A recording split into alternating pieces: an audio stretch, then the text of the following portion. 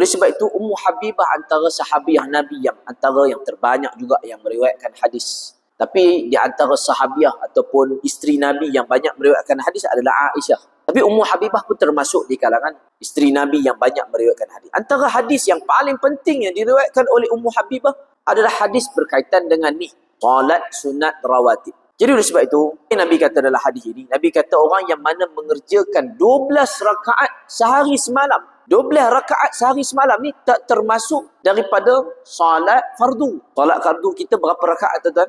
Semua ada 17 rakaat. Ditambah dengan 12 rakaat. Bermaksud tuan-tuan sepatutnya orang Islam ni dia semayang 29 rakaat. Tapi sebelum tu tuan-tuan kita kena tengok dulu.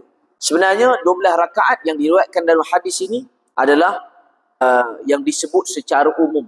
Tapi dalam mazhab Syafi'i kita hanya semayang 10 rakaat saja. Tapi kalau kita nak semayang 12 rakaat tak ada masalah. Apa dia 12 rakaat tu? Nabi kata arba'an qabla zuhri. 4 rakaat sebelum zuhur. Jadi tuan-tuan, kita ni sepatutnya kalau seeloknya, seafdalnya, salat sunat rawatib sebelum zuhur ni adalah 4 rakaat. 4 rakaat jangan buat macam zuhur pula. Dia 2 rakaat, 2 rakaat. Sebab itu Nabi kata salat masna, 2-2. Jadi oleh sebab itu, bila solat 2 rakaat dan tambah lagi 2 rakaat, jadi 4 rakaat sebelum zuhur. Selepas solat fardu zuhur, ada solat yang dipanggil sebagai solat rawatib ba'diyah. Kita kena tahu tu. Solat sunat rawatib ni ada qabliyah. Qabliyah ni sebelum daripada solat fardu tu.